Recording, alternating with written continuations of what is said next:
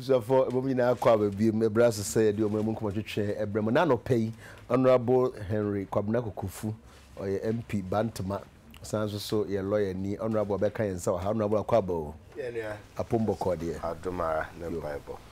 Honorable John Alexander Kwon, Deputy Minister Gender, Children and Social Protection, on protect na Honorable Nano Pay. Wabaso wabe protect Honorable Kwaba. Yeah. Pumbo Cordia. Now, social still protection of course. A big thing. Okay. To be able to be. All right. And they in your betons and be a big thing. I'm saying South Africa crowd there, Cassia. On population about 33% and that Sikabiso. About 16 million a month.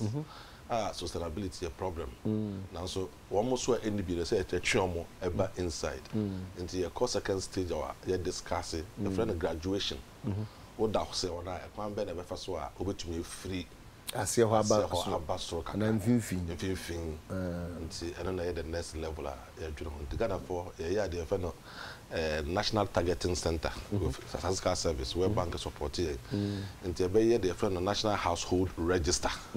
There's a register that says a household normal qualify no into be a propose intervention be a targeting center natural near a fata say would the effort so that graduation a bit to me across so your project be able no man here for 100 kakra kakra sabi union to maintain we said obedu kura na e born the ana hard e come to the enibreba say is ka for krampo here ho na ka jam ye di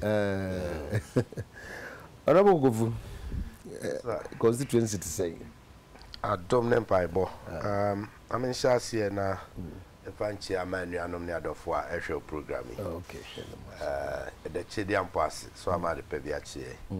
My bantma from Chow, as usual, or parliament. For now, I was sent back here, Mr. Alex Asabre, Alex Asabre, one of my mentors. So, Ochro Bibi.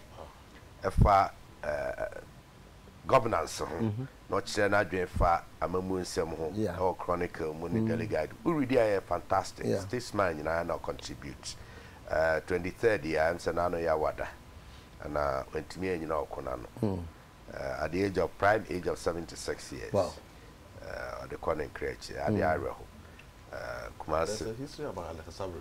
Yes, a very good history.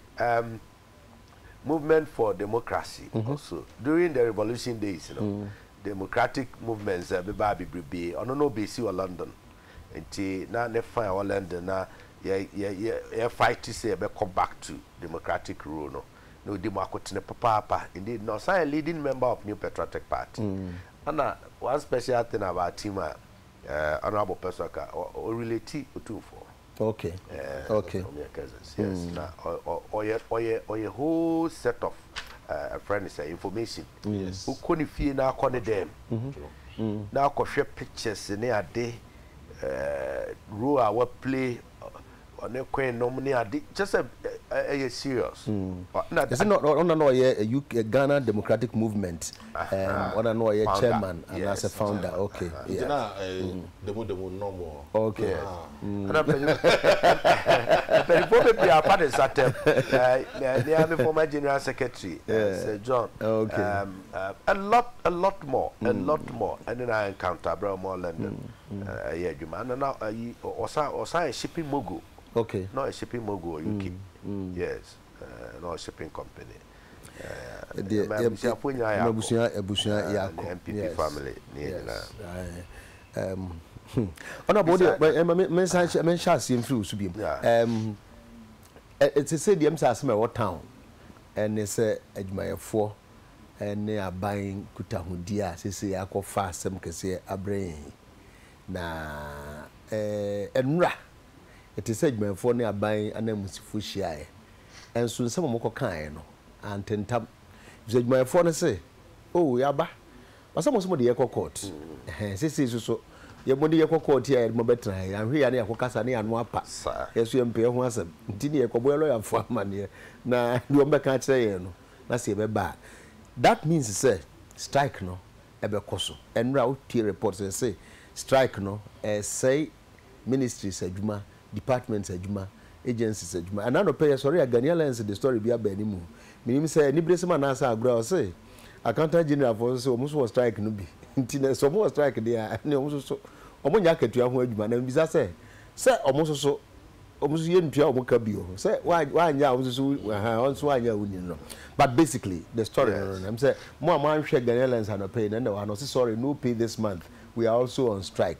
But asem na koya asem bebre bia koya mra mu adwenkyere ebinim se de aban ye no nyane kwan so ebinim se de adwumayefo ebisa na de asem beba na se de adwumayefo ye na kwakwa ete se oba de sefo akwakwa gi ejapade akwakwa se no ensem no hwanyan gidi se wati bebre nti ye mfa no no enhya se na la ubisa me constituency asem na ka me be ko buta as business size na quickly do we abetwam ti o ma me kebi at what dem beba ho a wadaoma see be ko oh de be ko ho so na bo ha die eti any a quick one demonstrations strike actions and then ma bebre e tools a timemufo ana akwanya timemufo nso wo e de kire se amamuo omankasa timemufo di tumi na ma amayofo ana amayoku bi se oni o man anim no one of the tools ana several of the tools omutumi nya e de kire o madwene negotiations yatra table ho adi nkoma akasa the best obi anim na ekotra ba bi na efa ba ko bi susu se ne didi no nya de a na kono no na nije ho a na fe akotra ko dru demonstration and access strike action baby a yadru sisi adwumaku ahodo du mienu ana atusa na mo na wotwe ana yakoi nya sa na asa agro sa niema wenum bi se wa hwe ne poma sibre yie na wa mfa nyina yie na oman no ebegina din oman ne beba stance ebeba ne nkotodwe anim kwapem se nipa edi dwuman nya de a omu ye nipa hunu bia timemu hunu bia fo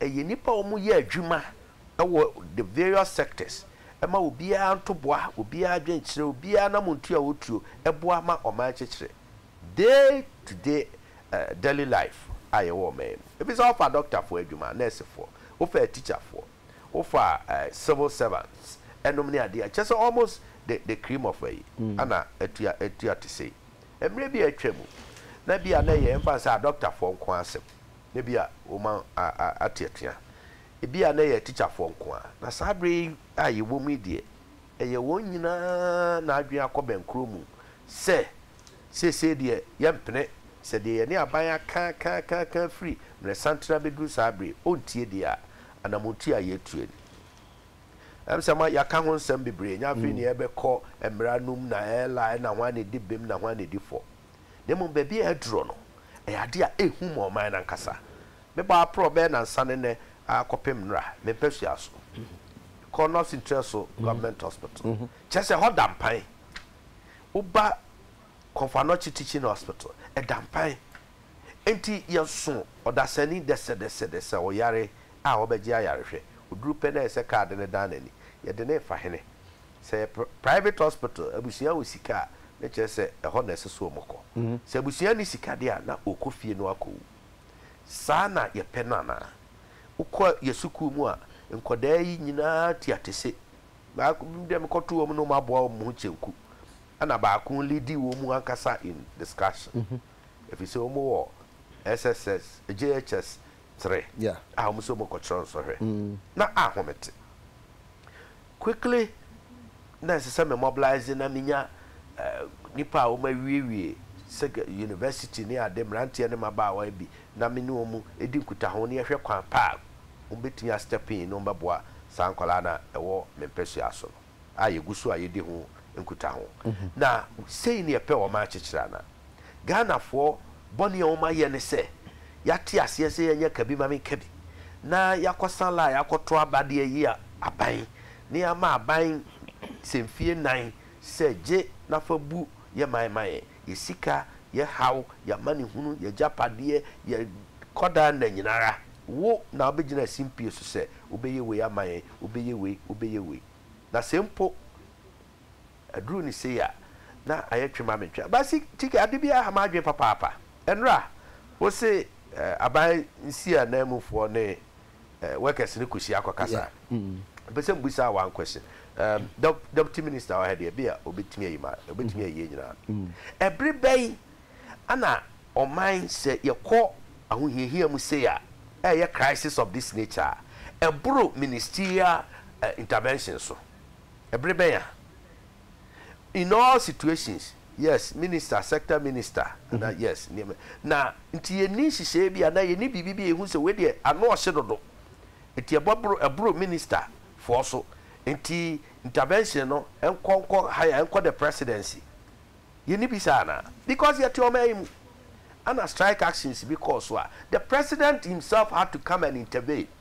Now say way a whole 12 unions were made and no more strike getting to this time. As you see, the other two way just a workers cry the ombenyo market here. You have compound the problem. That is say according to Ryan say on ye jumana dia. Sir, never compound the problem no. Now say still at the ministerial level and ye handle way. Now the vice president, the president, I mean the presidency as a test. And who say at the end to the point say as a woman can intervene. Say yes, as a young can say structures. Structures be a macacho said maybe doctors and now say you could me a kind. President need to say teacher for a be but you move so try to criticize say as I say be aba near the alcohol. Yes, say structures no. And then when the bubu of my no, until I maybe say every says our time grand nipa criticize here. When and into your who scale is when you're more than 10 times that one. Scale now we no one. So it means say I buy no fast and you make or fan a kit until so do go be hunabe. But it's so serious, very, very dangerous. As much as I wish, and I be wish say anchor. Ajobre parties in me no abane workers betnase no whatever differences there are say emra kwanso say ya no brebre kwanso say de yin anke be kan semina de ahotobeba because I'm looking at it from a point of view not as a politician but as a concerned citizen. Say abane at any point in time yeah wo ne wa engage na na ye adwuma so how be no wa ho kire bi no de ba beto animu enye twema mentwe a ma betwani kura eboya no bi asem a ese so find a common ground ese so bomodin ehwehwe kwa abama ho so me kokot with the workers no kokot yeah it is enfie num ana bosumi num ana bosome na se court nka asem no a na all Ghanaian workers at this level, let's just say, Omunyina said the tea. And Deputy Minister Communication, I'll say, court notwithstanding, no. I buy a rese or near my phone to be dinkuta home. Double standard court na asem no no. Ibe wi no na omo penchichiri mu bi among others no. Sanchichiri mu no eba ebebo aban asan aboa adwuma phone so aka ho. Enti court no de ebekọ so. Enso so sankuta hodie no. Osutu say no so no adwuma omni adwuma phone so be ye no so. Double standard ben. Somebody should tell the deputy minister. Say, asem wo court wa yen kan ho asem uton. Jankuta hudie kro na oka no. Na say ekoba say omu ye jojo no. Na asem kro na e wo court no na merit of it because that's the subject. Na yen judge say oh ya se be ade ba ye pese ye say to si hu kunwa ntimi out of court yeah. Unkosre judge. O ma ho kwan wa na ado asem akoda. Either so bekwa ko yi asem na free ho ana wo bekọ akoka che papa jeje say afede mpese minimini an kotena se ne eka na o makwan amode akofia akoka nyeza so long say remain in the bosom of the judiciary utimi kotena ba bibie na nim so obetini akon asem na de beja na yede enti oh he should come again and what na me push say SSS ade we ye jai at that level deputy ministers any minister in charge of that sector woman as a handler na it tells Obia say the commitment and seriousness are by attached to situation here woman no just offer na tratra bi na anim obu workers na nim tia completely if is am hu nya ye pisa really oh yes but that person is supporting aban no that's it na say e bi honorable crowd them no ti hey say ni pay bi support no president say ni pay bi na support no Flagstaff House yes minister sa ka nyina without say ni pay bi no omo no ntimi nya adwuma ntino naturally no expect say ni pa ko no obebu say ni pay hu hia yen. That's the point. See, now no call Brazil by. Kaskasa be brain we anyi. Abai president na free nipim kwase da bi ye hwehwem mintu abadwako. Ye no bi krampo de. Ye susu say ye parliament. Yes ye the control. Ye nim through honorable Siama. Adekye Nsroma. So no na ye minority spokesperson on youth and sports. Senka ye ma ye kwan. Na speaker na ka ye ne ankasa parliament ye hwehwem. Amasa president yi abadwako no. So it means the president intervene. The presidency intervene at that point. Here ma or minor. And to also point in the by this time, dear. Yes. Because the president, you know, abem. That's the point. Unya ma deputy ministers, senior ministers, as you see about Kobe Kache, say, assembly or court, no mum, and no baba and your best workers. Now, since when? And I say more court to Asa Kujan chair baby, court to a down wabu.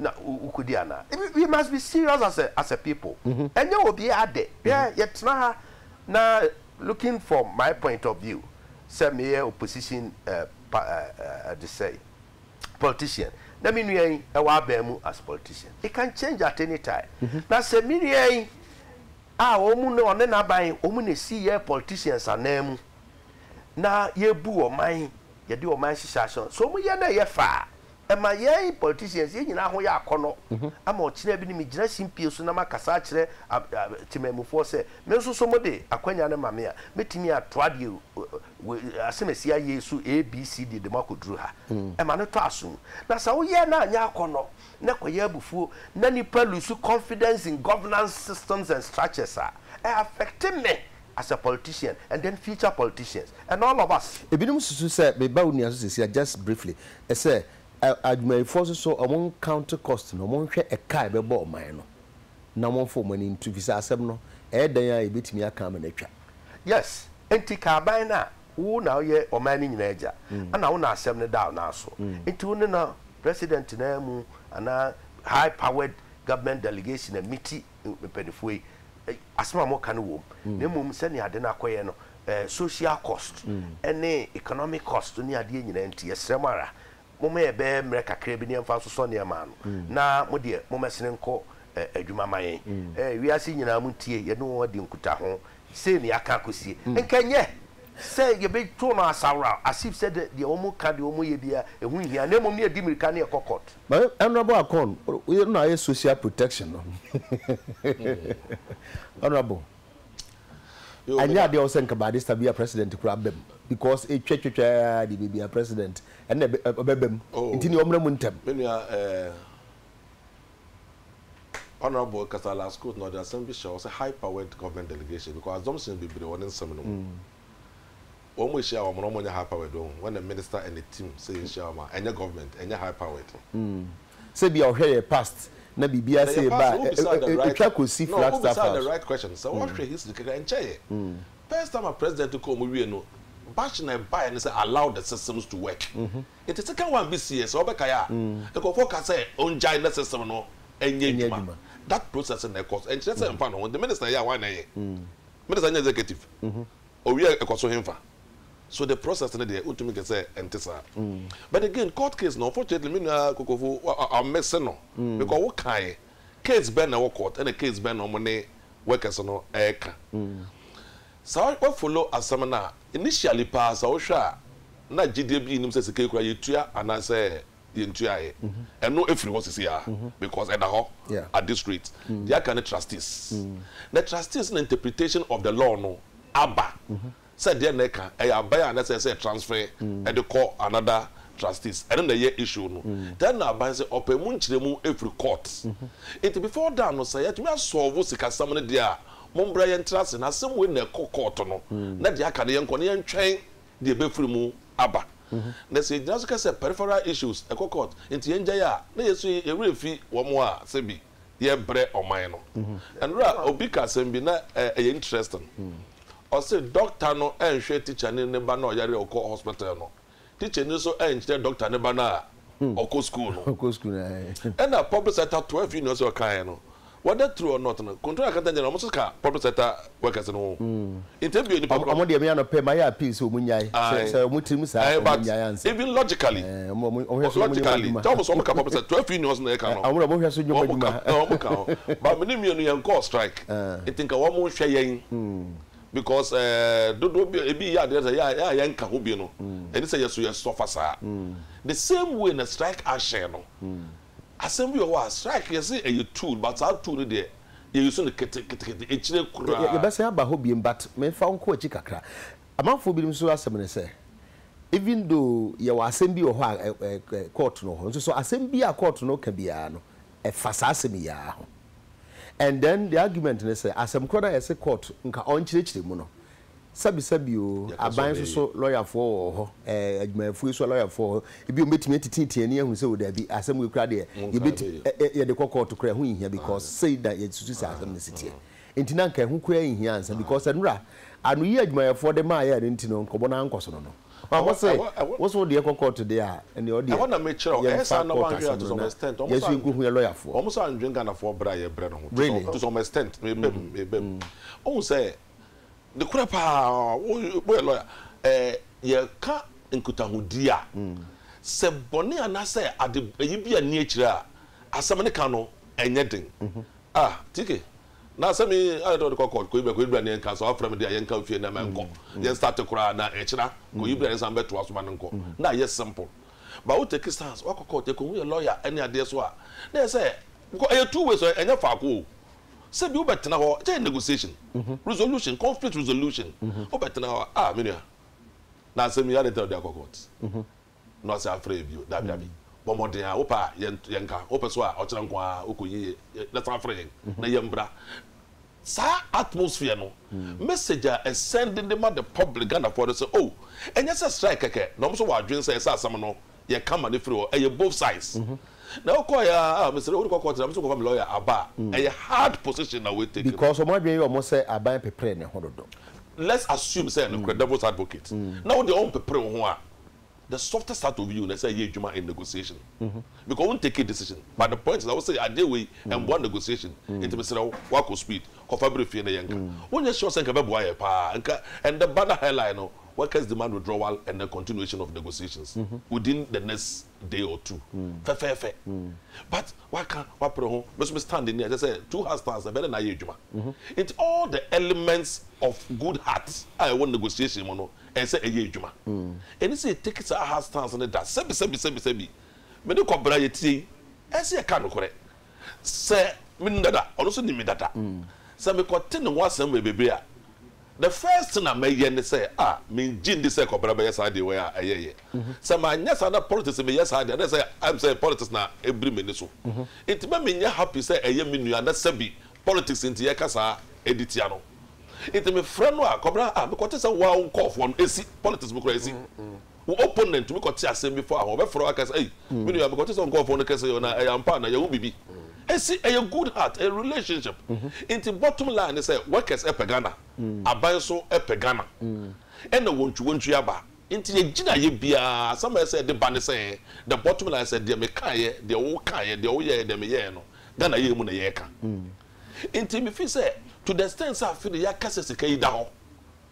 na akasa no na aye interpretation aban the call ya and there say there be yemba na yemba ka no eye asam na ye simple me the man dwene kura yem say on the basis of Ghana eye no e say 12 year to me ka say sende sika ne da ho na ka we dia and this just ka some na be ka afisa ansam no yem be ka ye kwa adwuma for omoji this sika da ho dia wonjin dia aban wan kana bonten a press conference and the Minister of Employment and Labor Relations ebe kaye o we no se sanso bra na yentoa so why is for a start negotiation yen take obia to be in a truthful position because one beka unfortunately ebi so change position no na ya reho ebi say skado kra ayesen obi say about this sika out kind of party sika we yen kind of party about the economy sika we about the economy but to explain unless say obi nim but every time about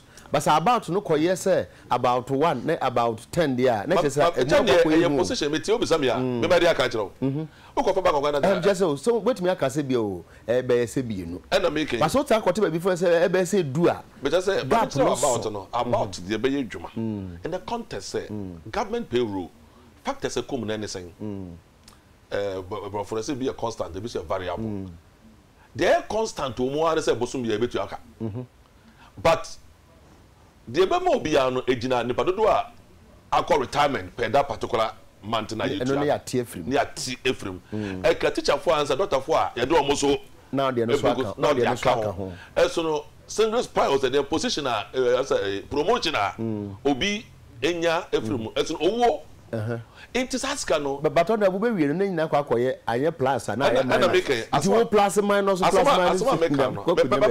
Enti enam sante no at any point what person we are it is a auditors report or say balance sheet as at 31st December because they change another transaction beba e be change the balance sheet no but on abu as balance sheet beba but answer na balance sheet beba no o accountant na na so bibia o kwakwere o kwa yenya sheet no mpo at least ubetimi ehunu say figures be wo asama make na me all right okay it is based on the factual says no Minister of Employment can say Deputy Minister of Finance one of the deputies and the Bank of Ghana yes our reconciliation no it in the report about balance it as at a particular time that is the official figure and then one of the papers aka dey bia one more the paper one of the papers family so almost discarding na ebeto abonting it the important thing say ya tra bridge back that's right enya mai why can ni nya hu ska do so wo pega na ya o ka say na bridge no so enya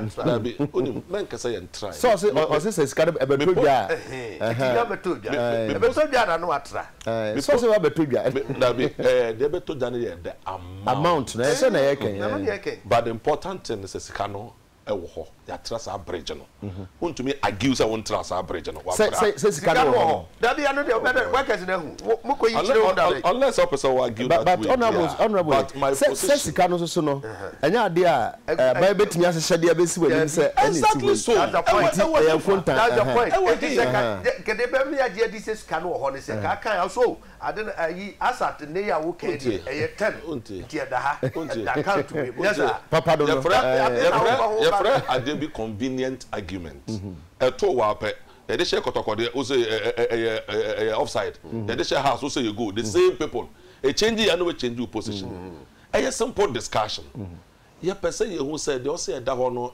saying per what time one say oka official statement say ba bonten ye nko ho strike Inti the person was a scan down. Cobra. Just take it easy. But say yes, cannot do so. There's another issue. I don't say no crump put initial one. Initial one is scan away from Famra. And it's say at the treasury bill daso. Inti the account is the next issue now. Say you try one court now. Say can want some trustees. There's a lawyer's contribution but we say the best thing in your court.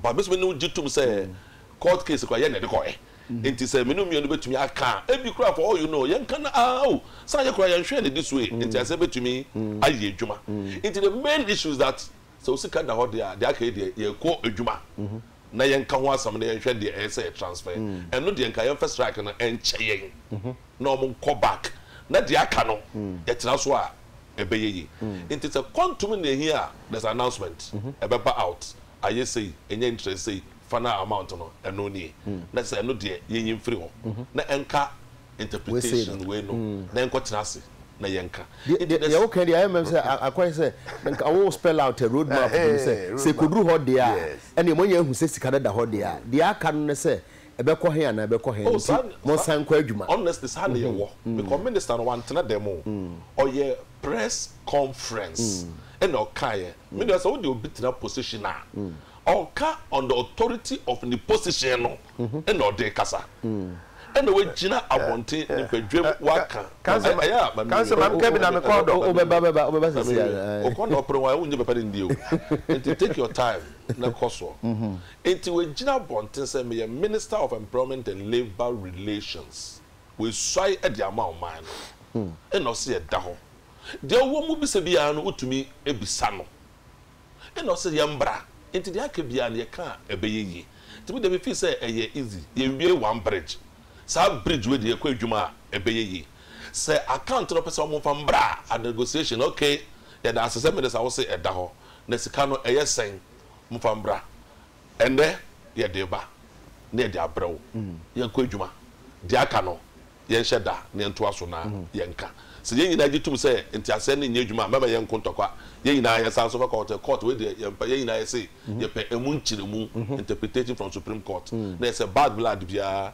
enye adwuma if say and be ma year after year okay TK mpacho me ye nurse wo kolebu ye wo patients e wo wards ha ye nya e mo hwe ye da so hwe wo mo ye se ebisa se ye susu ye nya ne enkodwan ne strike no bia na akoso ya mesrew mo se ward ho de mo na ho na mo hwe wo mo na nipa hiamwa pa okay we dem say the aka ne the best so TK suppose for some bebre ko tax say mo bebre pa if you say do police recruitment dan nyagro ya mo nka bi mi yente honorable road map ye nya kama say say wiki na say aban say okay mo si munim sika na no sika no enie nimum de aka de say ye mfa ma hwan ya appoint na say hwan no de e bia mo nko dwuma na ye hwe no say asem ntwa that I dey say honorable asemi simple okay at what point ana president bemu now or kase minister here executive yes of course but asem no eye hu a so hu say asem bi o ha adenti na asem mo man fan high court because a bro high court nti ase so ye chichiremu no emra makwan se ko Supreme Court nya sa na we no mo de call we am so mo de call high court na that be Supreme Court for interpretation the interpretation no all right okay because say high court to me interpretation exactly say the constitution kwana ye Supreme Court was exclusive jurisdiction but Supreme Court eti wontie roadmap ya obeni kai na no potak for call strike abai kokoto na abai di for ana onka eti me de wakase kokoto be abai part and parcel of abai aye chinchinchire me implement asem eti roadmap ya okay de be nipa won sem ordinary ebumu nka ye enti me abai president mabem yakoyi asem na free court to start with one sikana musemo che ya kire sei ni sa bridge no see across on amount no total amount no ya sese dan say na tie na ebom de akase ho na se kono de munya strike no na ye metna se na ye njojo won de ase na wo si jai strike no na me de me fa won court me do ko gina court na me ho na ye ko gin chirechiremu ne ho ahwan na road map be na aseti bi na chese wa wo di wa asema ye ayi de say judge referee born na wo born one na said the ref that be aba ne sa nye chinchin workers sa to achi I would love to see say yes and pa strike no end I would love to see that sa na wo ye nyina obi arehwe na workers no so abaya meeting on halfway it is the first ever thing to do sa abaya betie nia anase mi nia de bekwa akoma abaya the president should intervene now. The intervention should start from withdrawal from the court. Yen assembly free court. Say a presidency na nimpen for the better nasi omuntrasi. Then the aminu can come to play. Na mubusa we ya di hunjuma. Mubusa se na dodo say by Friday or whatever. Bank of Ghana the baba betuja. Ni mum di akwa kan say e say ye ni appointed trustees ni ma me aban na say me appointed. Anase mo na say mo appointed mo trustees. And I'm one as some musikas. That and no that bone of contention no and no near Atnase, near Shishim, near tea, near Hunu. Says how no cacrano, and Tiasia near Juma, then ye best on the court, not court a cotre mua, then the Union Adrian Honsa. What am I say? Let us a Sabriano strike no dear, ye tremu, our Malco, Mokoyo Majumo. Now, won't you meet your children in Sangunechi? Now can't tell me uncle. Achi children in Segunechi now say me uncle now they open afro ho now open anim no no dey on twetwe de ani bi how can that be and you see ade aye ken e Ghana just that for now ni amba because me say ono so na kwando the condo because me no aye the condo say me di you know for this na umi condo and me dey man no see no dey me kire ne say ye nyina ye di yaw se o man na koduru sabre na amamuo ya ade a ye wura Dr. Bawumia Alhaji Bawumia de bi o kan se bi o say governance you cannot lie, propaganda cannot come into play. Eba ne sa the realities will expose you. Sene tie no a ade ne da ho no ebe yi wama ebe mo ani maguase ebe mo haw aba etino 2010 ifie nine ade na asi aban kwan ana ade ho ana aban timi anya ne wekasi sabre bia umbe raise issue we omudi asemu ebo abeto aban timi mu nkonta ehunu se na ano musika se na akoduro afi bosume bae no ebi akoduru sei didi mu abeduru ne na trustee no kra na esese ye paw mom no muhwe sika no so privately no. That's what the law says. 84 years now adenti na aban ntimi paw trustees no kra so a private enterprise na se ko na trustees aban so no otumi se opawa adenti na besi na ontimi paw na ne wo mu ba wie a wo mu so afede e beje ade ne akopo bi de abanaye eno na ase da bi me na me ho tumi se seme fie 9 de ya aban take work serious aban hwe 6 first May dura ni akogina ana workers so mka ho bi first May dura workers day ni akogina ho sensuo na eto a na hwe na president abegina no candidate we salute the gallant workers of Ghana na ye retirement sam ni nyina na eja hoko na another first May abeduru ye ton Fortis Bank ye ton Merchant Bank workers mo na mo dia through SNET do ho dia honorable me for we say 2 months I say you know say the Attorney General and Minister of Justice who filed the suit on behalf of the government of Ghana last Friday is praying the High Court to declare that High Court. Yes, okay. High Court. Okay, High Court. Yeah. Okay, that's a good correction. I mean, you are on politics or the number, but Yambra main case, Yambra main case, and so. Roma up no can was a million difference beyond them. The Kayan also because me understand me say you feel fine with the strike. Maybe maybe see Monica in free court answer. Also the other would see you are the president. Nipa na ko no mo akasa say court case nti. It has been discussed. What's the president sounds like a president me any case in free court. Okay. Me stand position. Yes. Honorable. It mean good difference be it but important thing. Me by operating more and good Ashanti operating provident fund.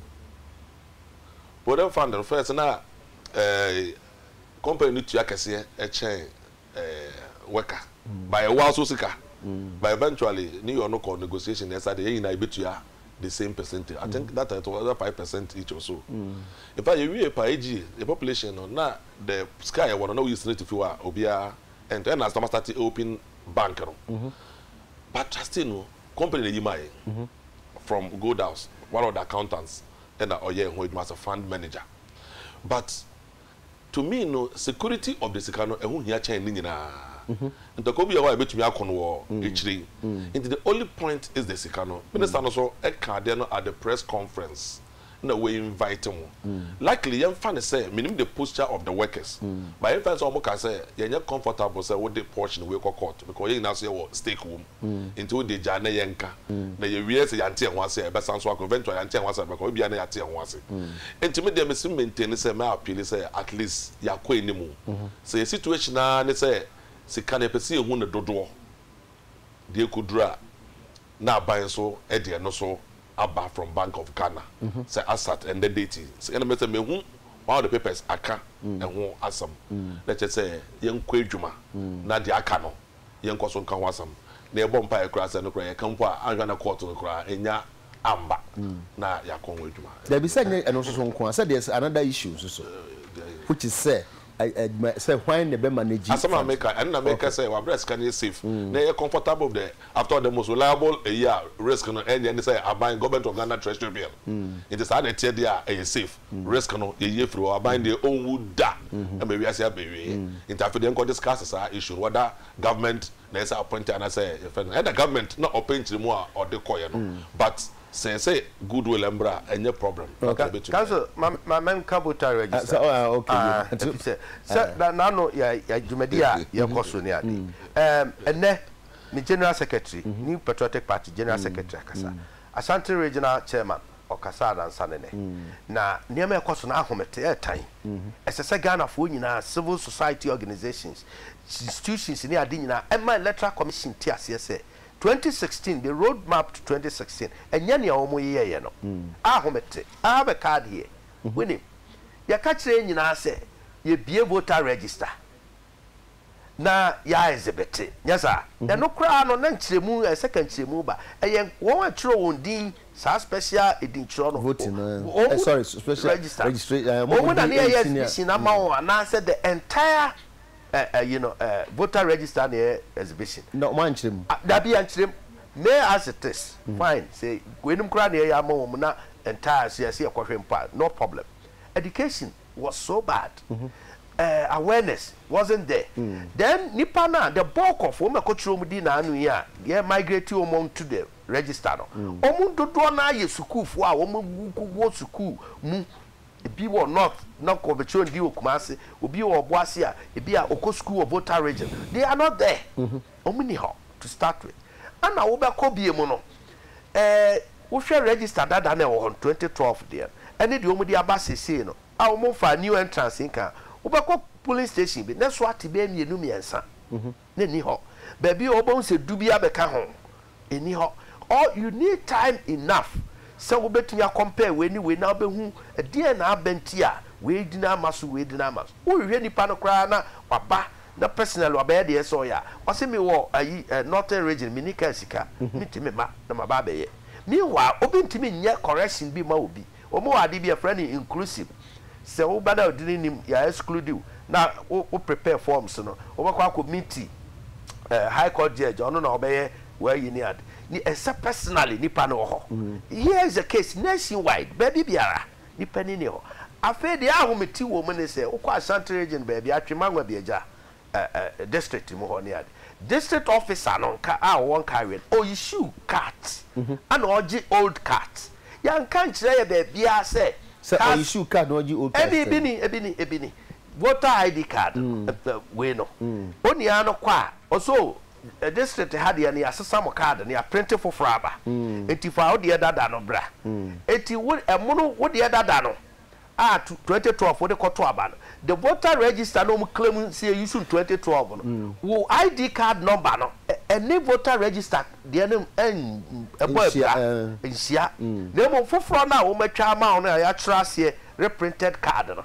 enu mom na ne register no esia and we ye niam we ya you give room for speculation we ye niam we ya wo ma doubt eba system no baba honorable ye ni brebre sa but say Argentina at that level no yes omutumi en resolve e wo ho say party for penning for ya approach wo ya call district or they are trying to give reasons enter sumu ni bi fi am come party headquarters be the way ko what you say reasons o man say yi bank o ko bank ya na number no na enter just bibi mwanyan na say exercise ya ye the year cash replacement I don't know the whole Ghana will be anti ase say you be replace card bi o na ye de nam suma se ko de ye je dada no so a ye destroy no se ka me hu ye o ma me muni na je me de dada na kwa destroy no me ho we ni de o ma je ne apake ana ye de ahye ebotom ye de ato bag me ye de ko o de ko ye de be wo ko say na na say no man is it the case say ya migrate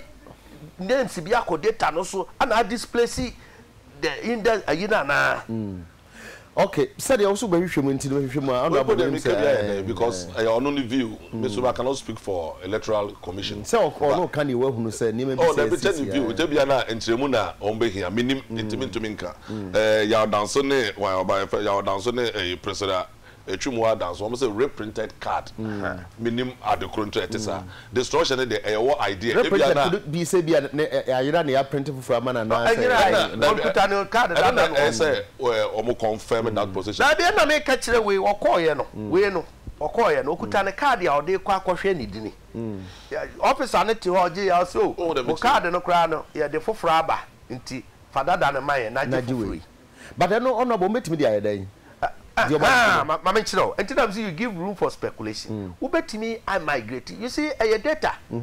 Now, STF for now, Omuna, yes, we no card in the other. Omwana, yeah, National Health Insurance for card. Omwana, yeah, NDC for biometric register. Me say obetimi dey there because now we card 10 kra who vote back one obetimi say vote bi obetimi dey migrate obetimi abase ye didin bi aba be shem na displaces our index number we okay and now won call electoral commission another mame to grab akoma electoral commission me to grab akoma electoral commission IT officer no electoral commission nationwide your friend Mr. Tony oyare papa on tiapo etino onu say djuma kesi ho de wo de no ho ansa na we ba na your friend Mr. Akomia wareta koye consultant to STL enti ono na operative from STL on behalf of EC may they call mame penny for parliament we should know Ghana folks should know the relationship between STL and the electoral commission. So they say you just said you man am STL for. Na me hwe say kan betumi aboa asamba me huniti. Utime mo